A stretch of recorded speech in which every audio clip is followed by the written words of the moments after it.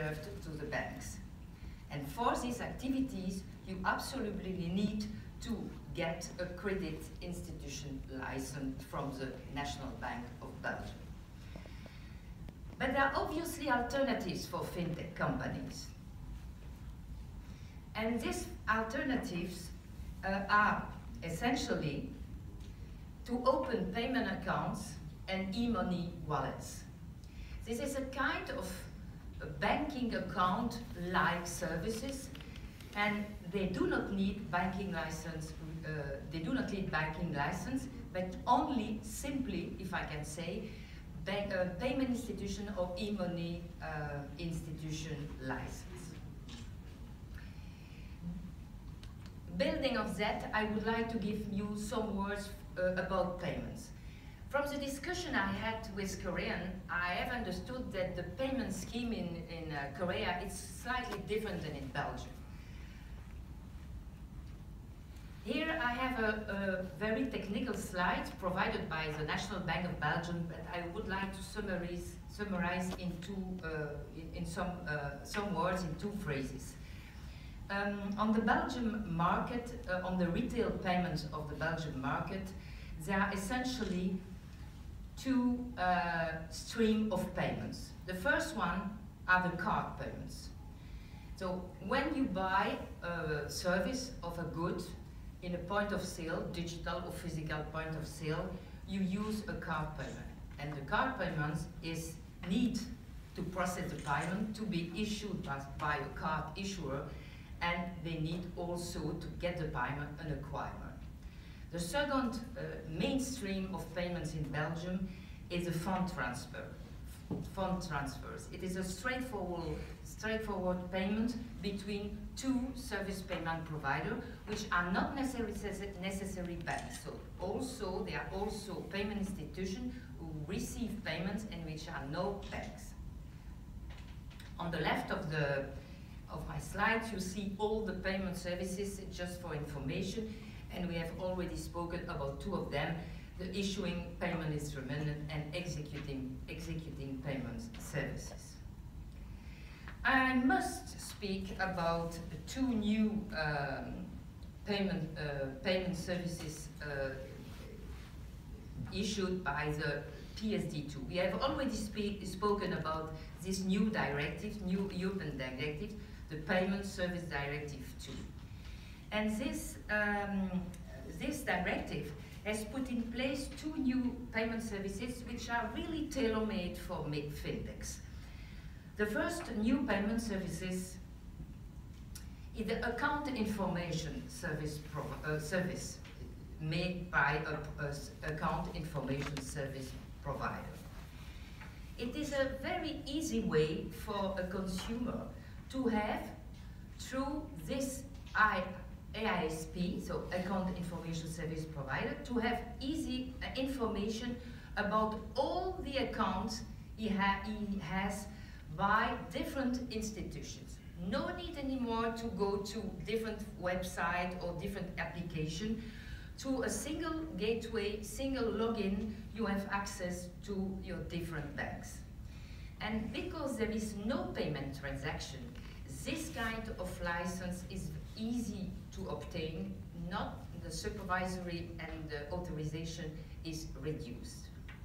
The other one, new, very important payment service is a payment initiation service provider.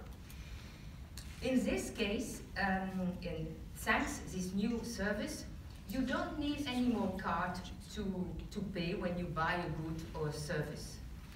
You can, through the payment initiation service provider, directly go to your bank account to pay the online retailer.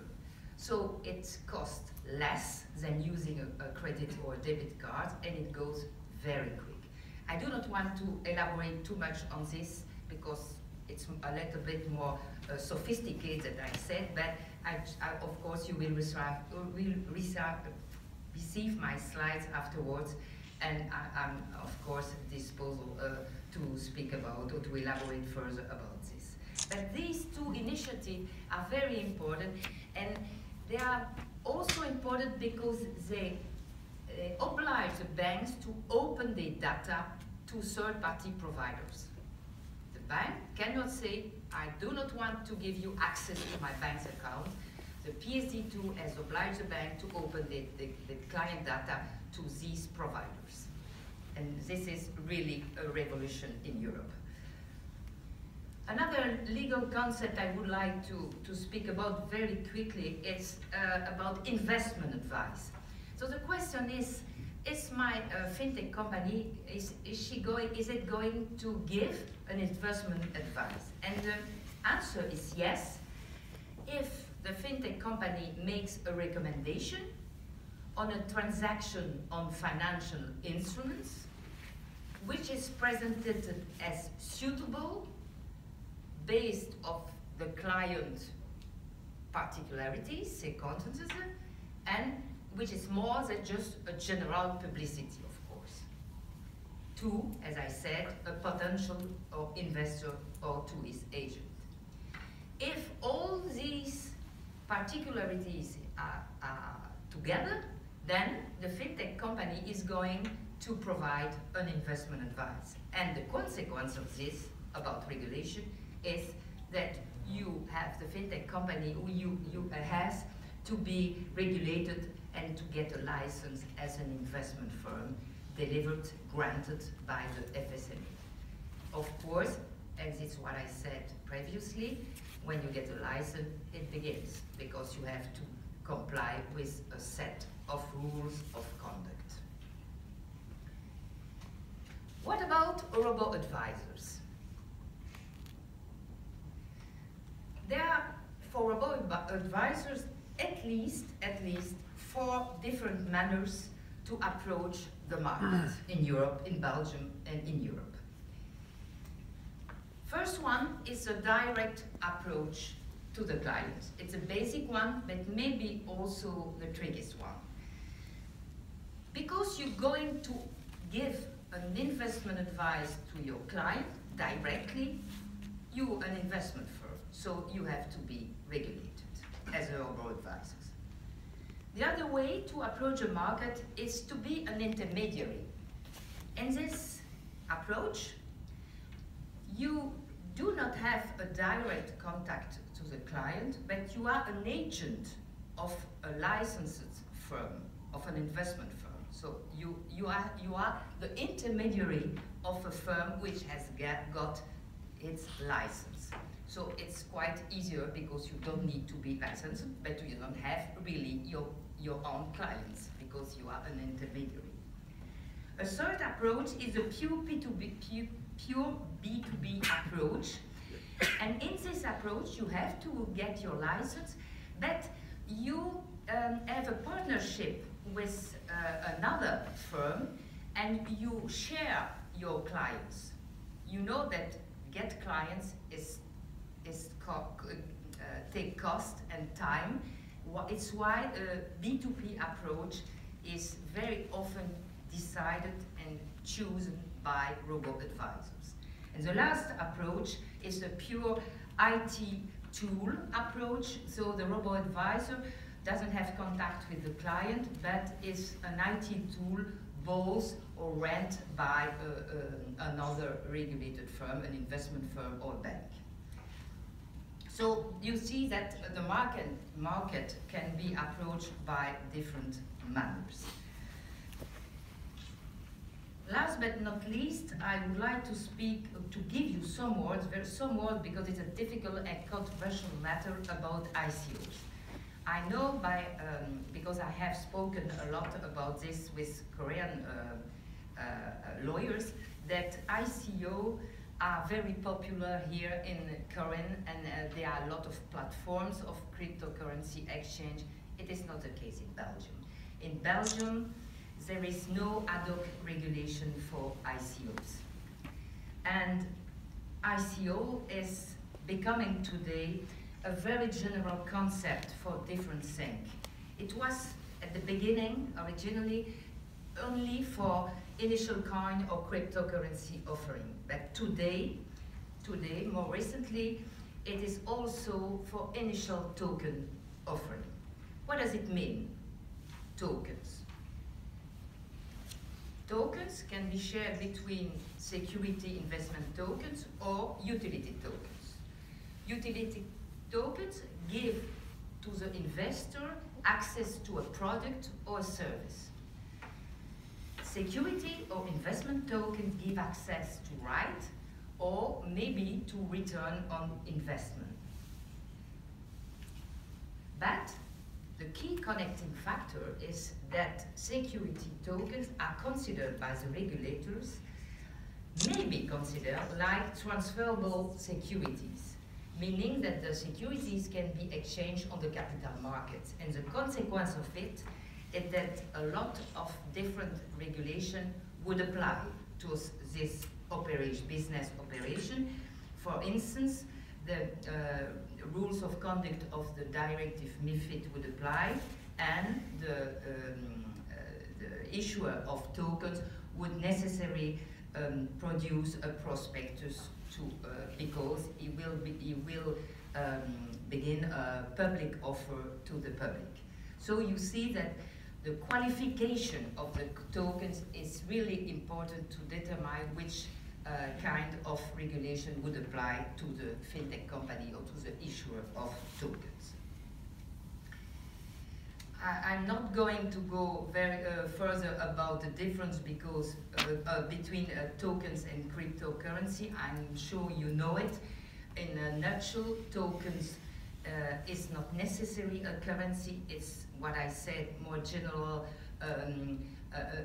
a way to obtain rights or money. It's really an investment.